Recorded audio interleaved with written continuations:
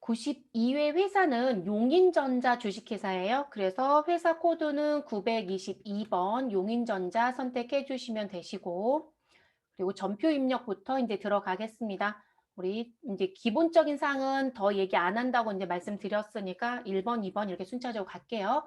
자, 첫 번째 문제는 항상 일반 전표 입력에 추가하는 문제.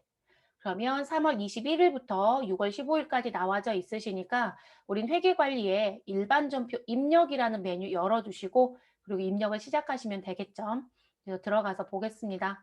자, 문제 들어가서 봤더니 자, 3월 21일 주식회사 SJ 컴퍼니라고 하는 회사에 외상 매입금 1,100만 원을 결제하기 위하여 주식회사 영동물산으로부터 받은 약수금 600만 원을 주식회사 SJ컴퍼니에게 모여했다. 배에서 양도하고 나머지 잔액은 보통예금에서 줬대요. 그럼 여러분 거래처에서 받아서 내가 가지고 있는 어음은 뭐라고 정리하시면 돼요? 내가 받으면 받을 어음이겠죠. 그리고 특별한 얘기가 없다라고 하시면 이 영동이라는 데서 받은 건 그냥 받을 어음으로 가지고 가시면 되세요. 왜냐면 상거래에서 발생된 건 받으러 엄 쓰지만 상거래가 아닌 건 받으러 못 쓰잖아요. 근데 특별한 말이 없으면 그냥 상거래 취급하셔도 큰 문제는 없습니다. 그리고 거래처는 영동이겠죠. 근데 내가 돈을 갚아야 되는 외상매금의 거래처는 누구이다? SJ 컴퍼니고요.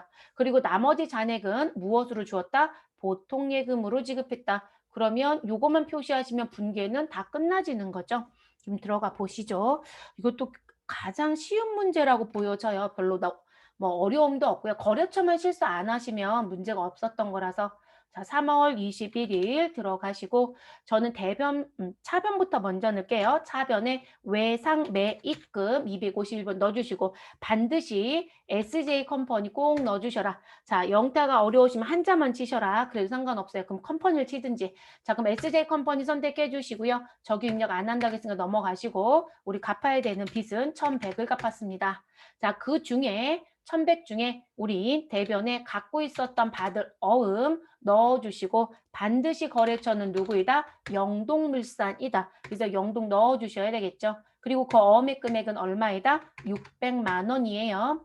그리고 같은 변 대변에 나머지는 보통 예금 103번 넣어주시면 되시고 그리고 지금 현재 거래 뭐 은행의 얘기는 없으니까 그대로 엔터. 근데 이제 입력하시고 이렇게 엔터하면 위에가 따라 붙잖아요. 이거 감점 안 한다고요. 신경 쓰지 마세요. 이거 자꾸 지우고 싶어 하시더라고요. 그리고 한 번에 지울 때는 스페이스바 누르시는 거예요. 여러분 백스페이스가 아니라.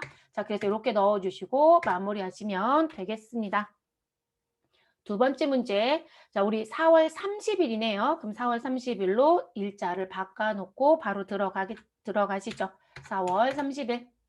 자, 회사는 영업부서 직원들에 대해서 확정급여형 퇴직연금 DB에 가입하고 있고요. 4월 불이백 300만 원을 보통 예금에서 지급하였다라고 되어 있습니다. 그러면 여러분이 반드시 문제를 푸실 때 스스로 정리하셔야 되는 부분이 있는 거죠. 자, 스스로 정리하셔야 되는 부분이 뭐냐면 우리가 DB냐 DC냐라는 문제가 계속 나오잖아요. 그래서 지금 현재 DC라고 하는 확정 기여형을 무엇하였다? 가입하였다. 라고 하시면 우리 불입에 대한 돈은 무엇으로 가셔라? 우리 비용이요. 그럼 그 비용 계정은 누구요? 퇴직 급여라고 하는 비용 계정 처리. 자, 그런데 우리 DC가 아니라 DB에 가입하였다. 그럼 확정 급여형이라고 얘기하잖아요. 그럼 확정 급여형의 퇴직연금이면 이 부분은 회사의 계좌 하나로 갖고 있는 거기 때문에 우리 무엇으로 퇴직연금 운용 자산이라고 하는 자산 계정을 쓰죠. 그리고 요건 회사가 갖고 있는 계좌이기 때문에 여기서 누가 발생된다? 운용 수익이 또 발생이 돼요. 또는 손실이 날 수도 있어요, 여러분. 그래서 수익이 발생이 되면 우리 무엇으로 정리하시면 되시고 영업의 수익. 그래서 특별한 얘기가 없으면 이자 수익이라고 마음하고 손하고 따로 놀아요. 이자 수익이라는 부분으로 처리하라고 줄 거예요. 그럼 이거로 가시고. 근데 이자 수익이 어느 변에 있는 계정이에요, 여러분? 대변의 계정이죠? 그럼 차변에 누구 쓰냐고 물어본다라면 퇴직연금 운용자산을 써주시면 되는 거예요. 이렇게 가시고. 근데 운용 손실이었다라고 하시면 얘가 영업의 수익이니까 영업의 무엇을? 비용을 그때는 이런 개념 과목 줄 거예요. 이자 비용 처리 못 해요. 네, 이자 비용 처리 못 하기 때문에 그러면 운용 손실이라고 하는 영업의 개정 과목을 만들어 주거나 또는 여러분한테 만들라고 할 거예요. 그러면 이 부분은 차변에 있겠죠. 그럼 대변에 누구 쓰실래요?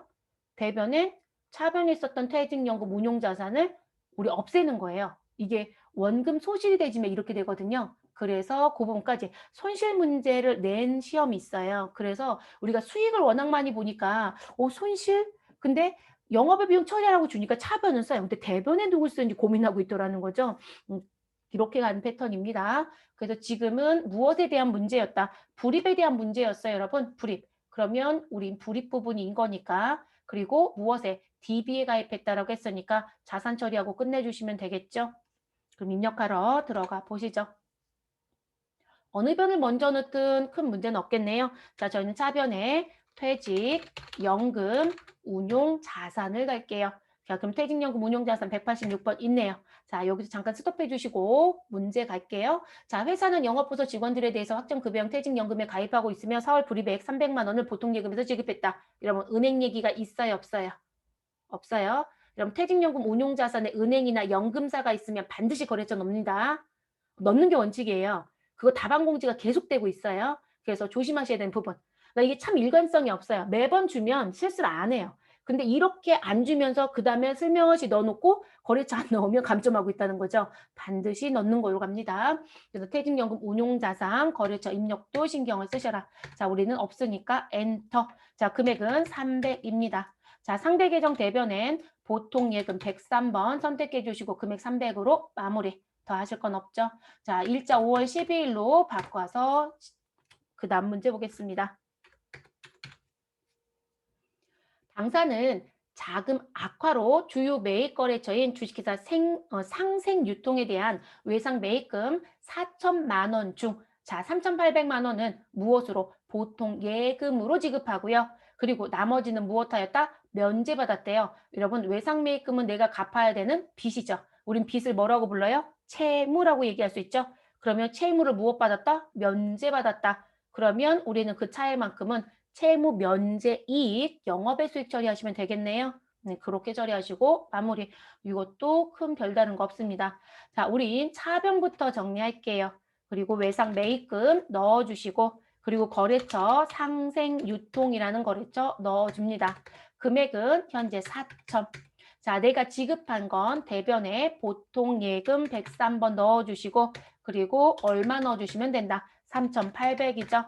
자, 나머지 금액은 우리 안 갚아도 된다겠어요? 그래서 채무를 면제받았다. 그래서 채무 면제 이익입니다. 그래서 요거 넣어주시고 마무리하시면 되는 문제. 자, 5월 25일 들어가죠. 증자라는 글씨가 보이네요. 5월 25일. 당사는 1주당 발행가액이라고 되어 있고요. 자, 4,000원입니다. 주식수는 몇 주이고 5만 주. 자, 유상증자를 통해 보통 예금으로 우리 얼마가 입금되었고 우리 2억이 입금됐다라고 되어 있습니다. 자, 증자일 현재 주식 발행 초과금 2천만 원이 있다. 자, 1주당 액면가액은 5,000원이고 하나의 거래로 입력해라. 자, 그럼 여러분 자본금은 얼마가 되는 거예요? 자본금. 우리 자본금 정리해야 되잖아요. 자본금은 항상 무엇으로 간다? 액면. 자, 그러면 액면이 5,000원이에요. 우리는 몇 주 발행했다? 주식수? 5만 주. 그럼 5만 주 곱하기 5,000원 하면 우리 액면의 금액은 얼마가 될 것이다? 2억 5천인가요, 여러분? 그죠? 자본금은 2억 5천입니다. 그런데 통장으로 돈은 얼마밖에 안 들어왔다? 2억밖에 안 들어왔어요. 그럼 결론적으로 우리는 이 발행이 4,000원이니까 더 작은 금액을 발행한 거죠. 그럼 무슨 발행했다? 할인 발행. 그러면 2억과 2억 5천의 차이를 우리는 뭐라고 얘기해요, 여러분? 주식 할인 발행이 있었다라고 얘기하죠. 그래서 주식 할인 발행 차금이 있겠네요. 자, 그리고 그 금액은 5천입니다.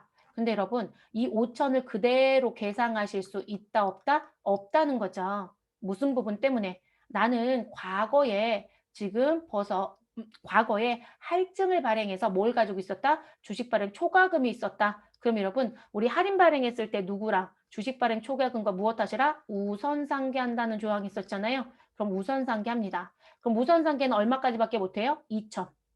그럼 나머지 3천만 뭐로 가시면 돼요? 주식 할인 발행 차금으로 가야 되겠죠? 우선상계 꼭 기억하고 들어가실 것. 근데 그거 알고 있는지 물어보는 부분의 문제였어요. 그럼 지금은 주식 발행 초과금 2천만 원 있다고 줬잖아요. 저거 안 주고요. 어떻게 내기도 하냐면 장부를 조회해라 이렇게 주기도 해요. 그러면 반드시 장부 조회합니다. 근데 항상 조심하실 건 장부의 날짜는 며칠이다? 전표 처리하는 날짜를 기준으로 조회하시는 거예요. 이 날짜를 기준으로.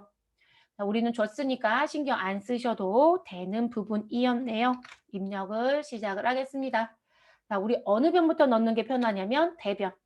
자, 대변 선택해 주시고 자본금이라고 넣겠습니다. 자, 여러분 자본 치시면 자본금, 우선주 자본금 보이시죠? 제가 이론 문제 풀어드릴 때 분명히 자본금은 반드시 누구와 보통주와 우선주 구분해야 된다고 했어요. 그래서 아무 글씨도 없는 게 보통주예요. 자, 우리는 보통주 선택하시면 되는 거고, 자, 그리고 대변의 금액은 2억 5천 넣어줍니다. 자, 상대편 차변에 우리 누구 넣어주시면 되시고 보통 예금 먼저 넣을게요. 자, 보통 예금 103번 넣어주시고 얼마 들어왔다? 2억 들어왔네요. 자, 그리고 같은 변 차변에 우리 누구 먼저 쓰자? 주식 발행 초과금. 그래서 주식 발행 초과금을 찾아주시면 되겠죠. 자, 341번에 있었네요. 선택해 주시고 우리 상계할 수 있는 금액은 2천밖에 없어요. 그럼 2천 정리하시고 그럼 차액 3천이 남죠? 근데 그걸 뭐라고 넣으시면 된다? 주식 할인 발행 차금입니다. 그래서 주식 할인 발행 차금을 넣어주시고 금액은 3천으로 마무리가 됩니다. 되셨죠? 이렇게 정리. 그래서 네 번째 문제는 상계에 대한 것 때문에 냈던 문제예요. 자, 우리 그 다음 다섯 번째 문제로 갈게요. 6월 15일이네요. 날짜 변경해 주시고 6월 15일. 단기 매매 목적으로 보유 중인 주식. 자, 그리고 주식회사 33의 주식이라고 되어 있고요. 장부가액은 5천만 원, 이거 전부 4,700만 원에 처분했다.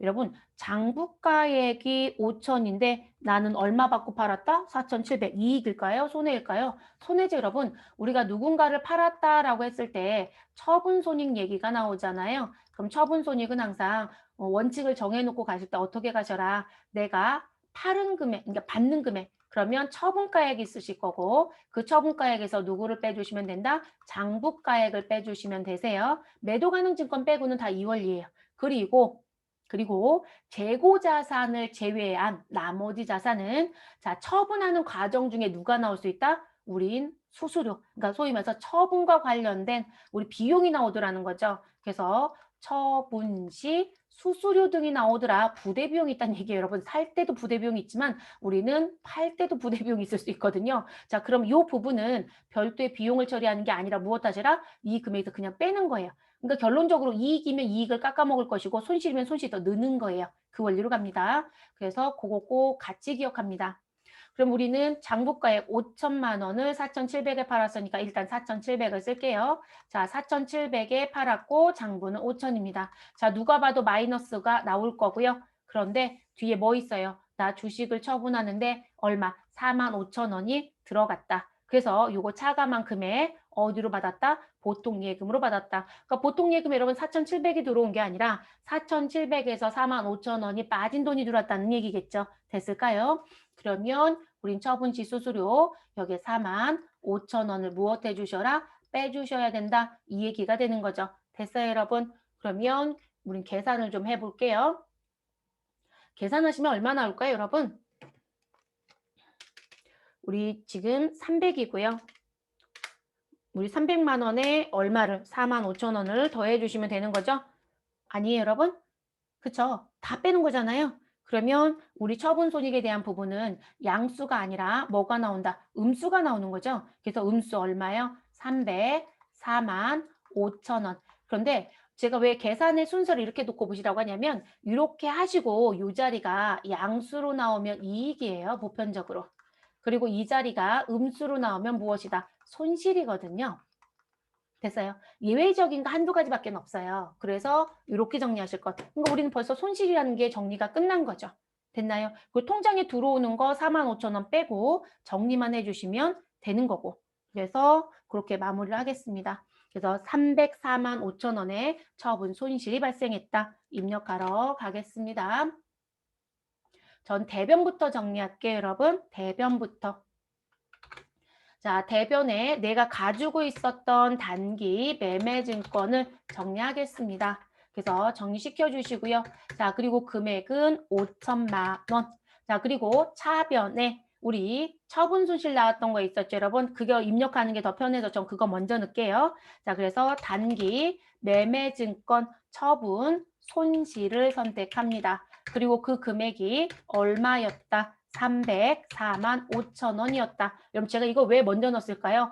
우리 4,700에서 4만 5천 원 빼는 거 안 해도 되잖아요. 이거 먼저 넣으시면. 그러니까 편한 대로 하세요. 편한 대로. 자, 같은 변 차변에 우리 보통 예금 넣어주시고 4,695만 5천 원을 받았겠죠. 그래서 뭐를 먼저 넣든 문제는 없다.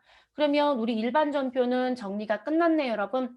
그리고 우리 지금 마지막에 풀었던 5번 문제는요. 사는 것도 파는 것도 참 자주 내는 문제 중에 하나예요. 그래서 잊어버리지 마시고 그리고 세무 2급 보실 땐 여기다 하나 더 추가하셔야 될 게 뭐냐면 문제가 어려워지면 매도가 나와요. 매도 가능 증권. 그래서 문제가 쉽다 그러면 회계 때부터 단기 매매 증권은 정말 많이 내거든요. 무수히 많이 내는 문제여서 대부분 단기는 어느 정도 세무까지 오면 복습이 많이 되어 있어요. 근데 회계에서는 매도를 그닥 많이 내질 않아요. 그래서 세무에 올라오면 매도 가능 증권에 대한 전반적인 분계 처리하실 수 있으셔야 돼요. 사고, 평가하고, 팔고. 네, 그 부분 전부 다 하실 수 있어야 된다는 거. 그래서 세무에 들어오면 그게 조금 더 비중이 높아지거든요. 일반 전표 끝났으니까 저희는 메인 매출 전표로 들어가겠습니다. 자, 메인 매출 전표는 6월 달부터 시작이네요, 여러분. 그래서 우리는 6월 달로 들어가 주시죠. 메뉴 열어주시면 되시는 거고 첫 번째 문제부터 볼게요. 그리고 증빙이 요즘에 조금 자주부터 나오는 것처럼 보여지기도 하고요. 증빙부터 나온다고 크게 달라질 건 없습니다.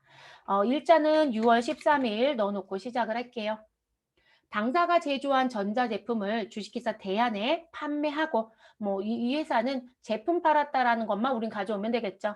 자, 그리고 다음과 같이 전자세금 계산서를 발급하였으며 내가 세금 계산서를 발급했으니까 10일 과세가 되겠네요. 전자이니까 전자 여부는 여 선택하시면 되고 자, 판매 대금은 전에 다음 달에 받기로 했대요. 그럼 결론은 끝났네요. 모두 다 뭐로 처리해라? 외상 처리해라. 신경 쓸 거 있을까요? 전혀 없어요. 그러면 유형 자리에 가셔서 10일 과세라는 유형 선택하시고 품목엔 제품이라고 넣어주시면 되겠습니다. 자, 공급가 이번에 우리 수량과 단가 쳐볼까요? 자, 수량은 지금 30이고요. 단가는 50만 원입니다. 자, 그럼 1,500에 150이 들어오겠죠. 자, 거래처의 코드는 누구 넣어주시면 되세요, 여러분? 대한이라는 거래처 넣어주시면 되겠죠. 전자 여부는 반드시 1번 여 선택. 분계는 뭐로 가시자? 2번 외상. 그래서 차변의 외상 매출금 1,650 그리고 대변의 부가세 예수금과 제품 매출 나와서 마무리가 됩니다. 더 하실 거 있나요? 없죠. 네. 7월 25일로 일자를 변경해 주시고 들어가겠습니다.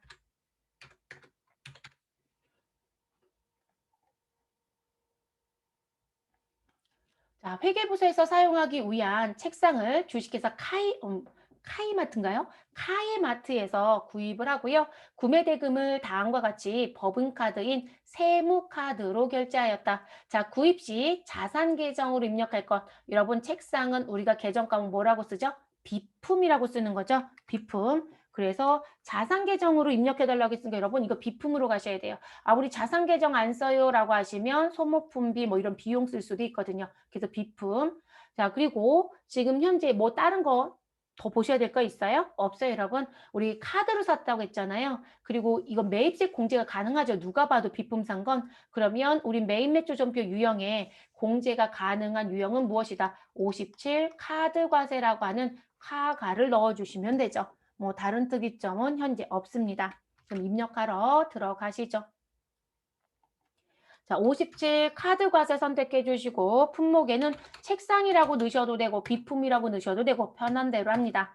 자, 우리 카과입니다. 카과 그리고 현과 건별은 뭐로 가라? 부가세 포함금액. 자, 부가세 포함금액 얼마이죠? 여기 합계라고 보여지죠? 220. 자, 그래서 220만 원 넣어주시면 저는 사고 치고 있죠, 여러분. 저처럼 이렇게 잘못 치신 분들은 다시 200만 원 넣어주시고요.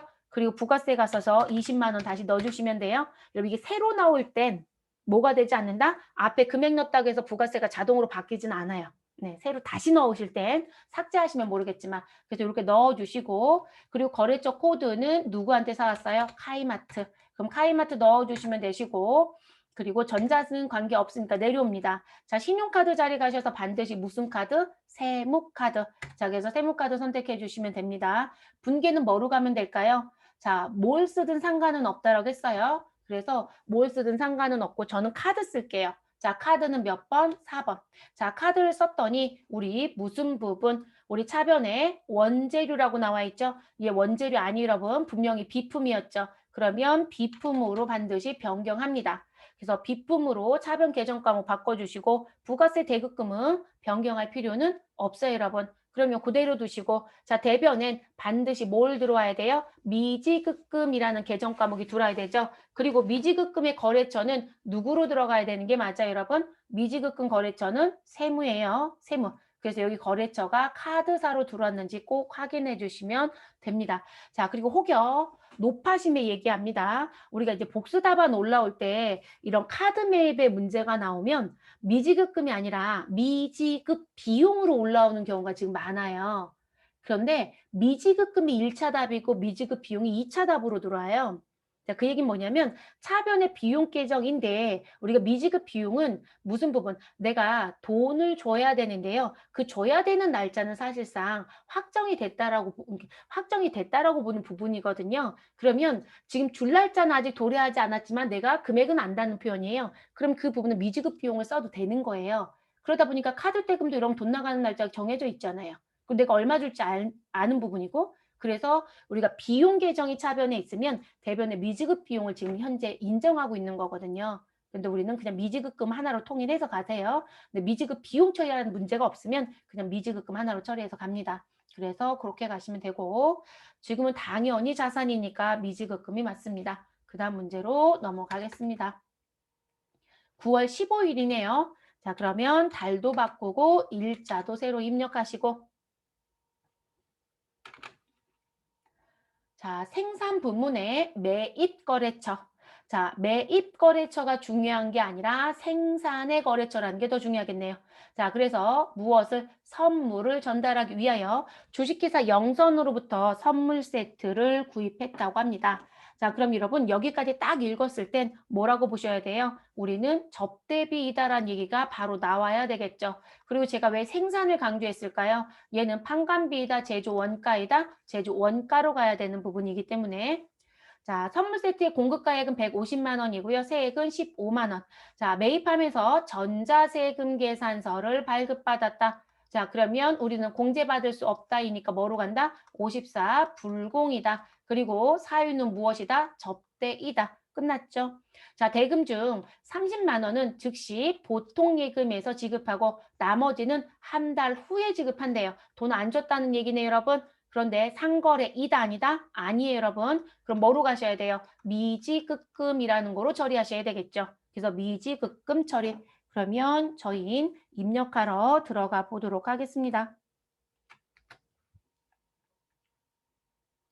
자, 유형 자리에 가셔서 우리 54 불공 선택해 주시면 되고 품목에는 선물이라고 넣겠습니다. 세트자까지 붙여도 되고 안 붙여도 되고요. 자, 공급가액은 150만 원 넣으면 부가세는 15만 원 나오겠죠. 거래처는 누구한테 사가지고 왔다? 우리 영선인가요? 네, 영선한테 사가지고 왔어요. 입력해 주시고 전자예요, 종이에요? 전자 1번이요.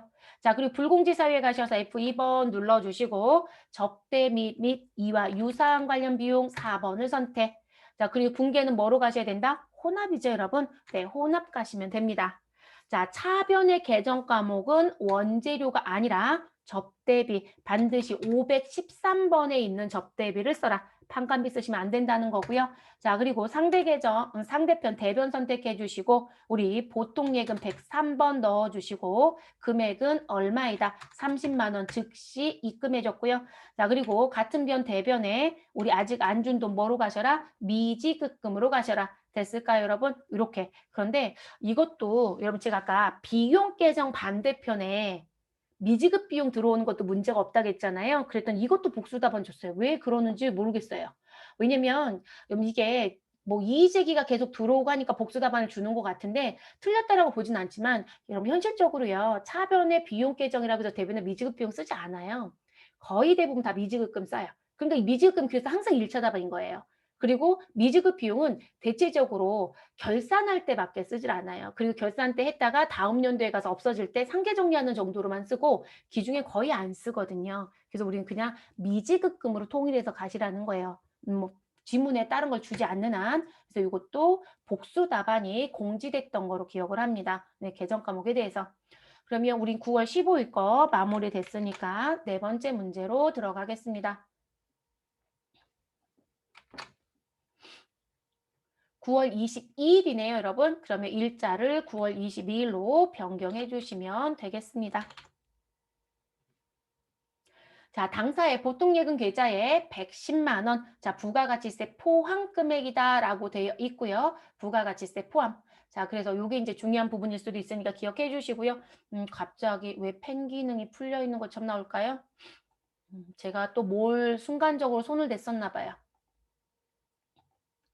자, 그래서 보통예금 계좌에 110만 원 부가세 포함돼서 들어와져 있고, 자, 그래서 이게 왜 들어왔는지 확인을 해봤더니 동 금액은 비사업자인 김길동에게 제품을 판매한 것이다. 단 별도의 세금 계산서라든지 현금 영수증을 발급하지 않았다라고 얘기하고요. 거래처 입력은 하지 않아도 된대요. 안 하시라고 하면 안 해도 되겠죠, 여러분?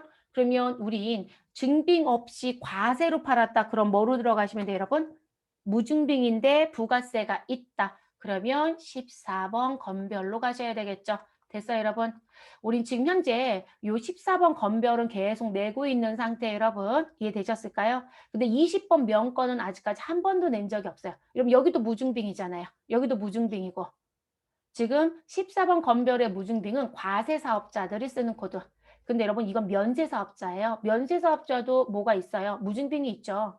이해되셨어요? 그래서 이 부분은 면세로 팔았는데 세금 계산서나 우리 계산서나 그리고 또 무슨 부분, 세금 계산서만 안 되죠. 계산서나 신용카드 등의 내용이 없다. 이런 식의 표현이에요. 그래서 나온 부분 우리는 과세니까 14번 건별을 써주시면 되겠습니다. 입력하시죠. 자, 유형 자리 가셔서 14번 건별 넣어주시고 품목은 아까 표시했죠, 여러분? 무슨 부분이요? 제품 팔았어요.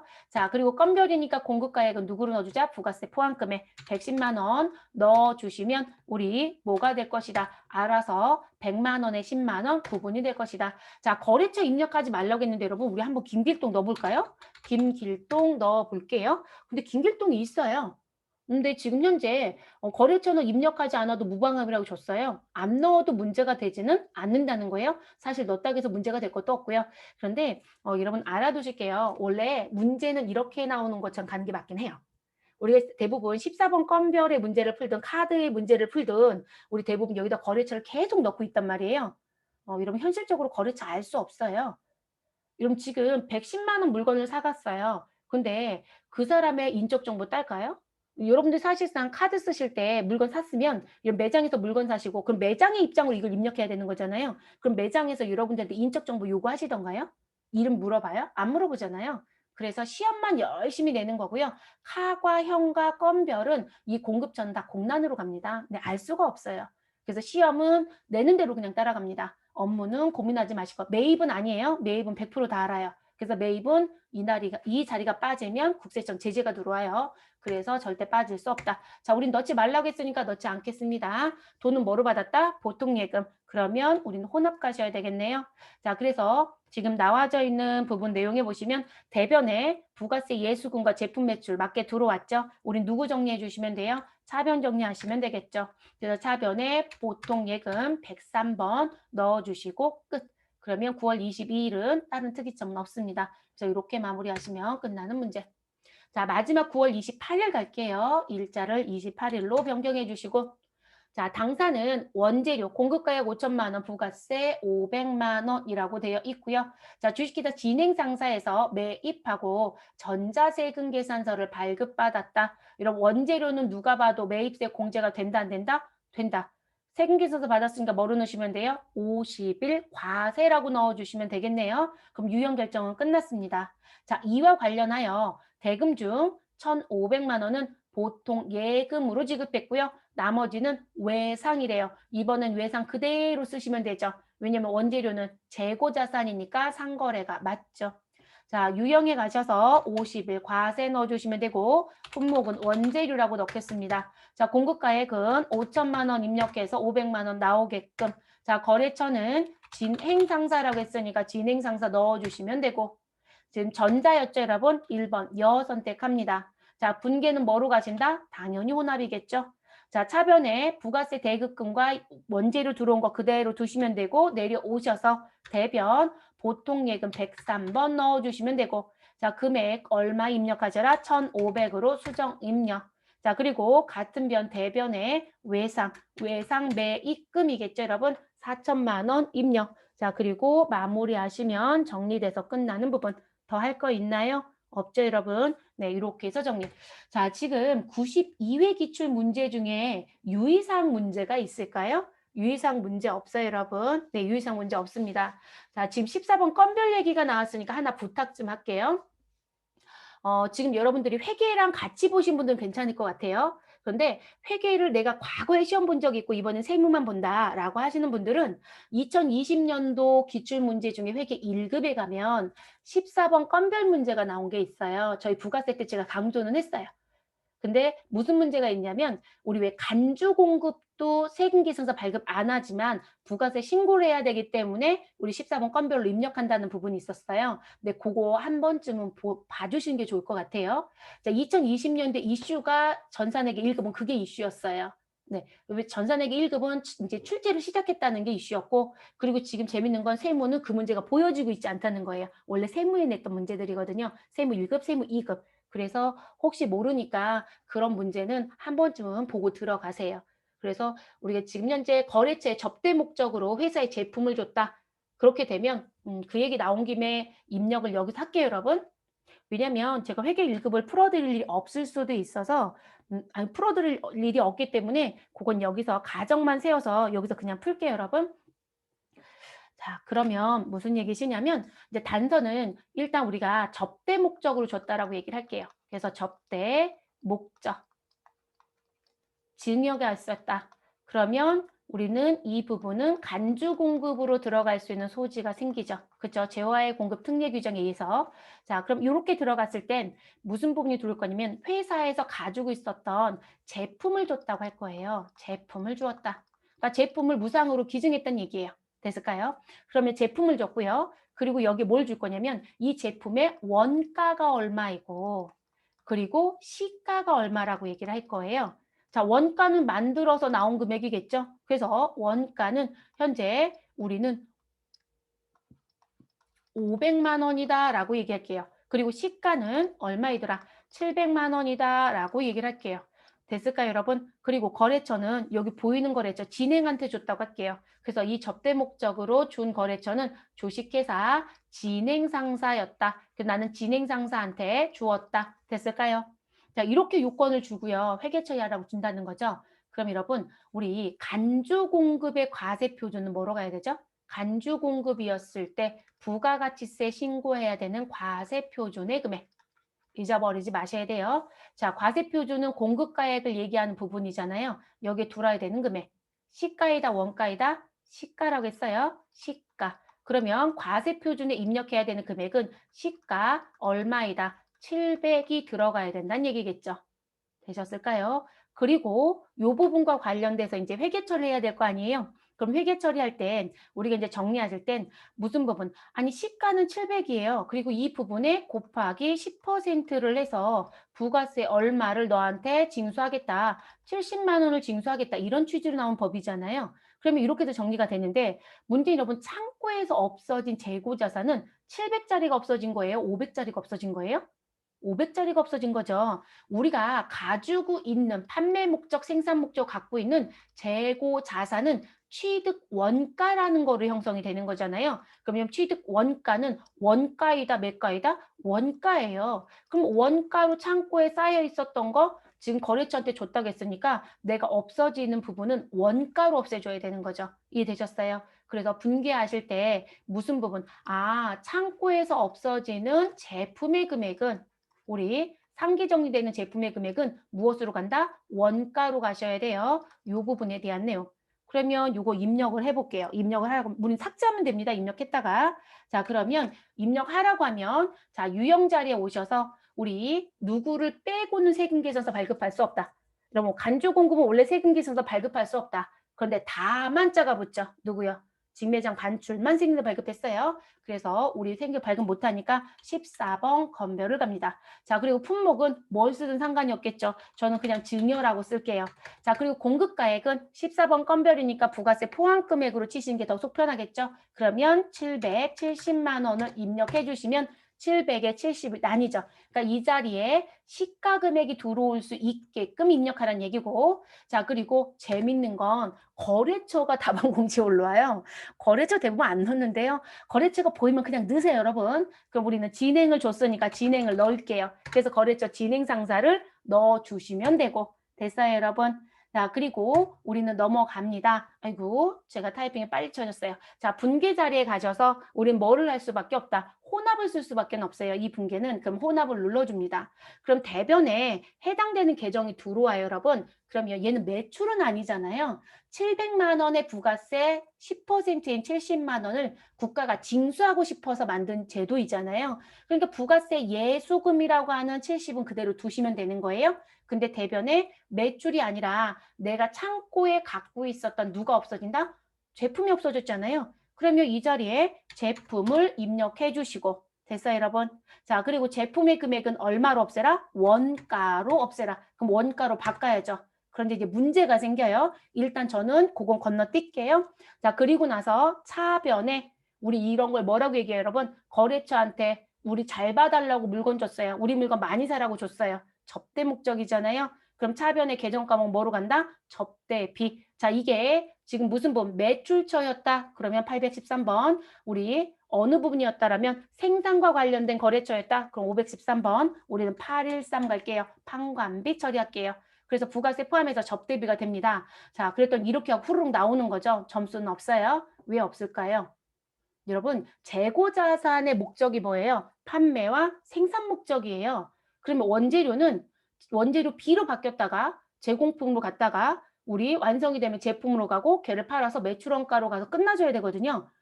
근데 얘는 이렇게 가지 못하는 거죠. 엉뚱한 어디로 갔어요? 접대비로 가버렸잖아요. 그럼 이때 뭐 꼭 하셔야 돼요? 우리 재고자산에 타계정 대체가 있었죠. 그래서 반드시 대변 제품 계정에 우리 무엇을 타계정으로 대체를 해주셔야 돼요. F2번 누르시면 정규가 팝업창이 뜨겠죠. 자, 그럼 타계정으로 대체는 다 8번이에요, 여러분. 그래서 이 8번 코드를 선택을 해주셔야 된다. 그러니까 이 부분도 안 하고 나오세요. 그래서 이 부분도 꼭 하실 수 있으셔야 되는 거. 그래서 이거 혹시 몰라서 말씀을 드립니다. 이거 하셔야 되는 부분이에요. 어쨌든 이슈거리가 있고 내고자 하는 취지가 있으면 급수 관계없이 다 범람은 해요. 넘어가고 넘어오고 하거든요. 그리고 회계 내기 시작했기 때문에 세무는 당연히 이제 다 알아야 되는 부분으로 가는 문제가 돼버린 거라서 제가 말씀을 드렸습니다. 자, 우리 이 데이터는 지울게요, 여러분. 결산할 때 또 데이터가 안 맞으면 문제가 됩니다. 그래서 상단에 우리 입력했던 거 데이터 선택하시고요. 삭제라는 버튼 눌러서 지워주세요. 됐을까요? 그래서 메인 매출 전표까지 전표의 입력은 모두 다 이제 마무리가 됐습니다. 그럼 이제 다음 강좌에서는 이제 부가가치세하고 결산 쪽 이제 묶어서 또 진행을 하도록 하겠습니다.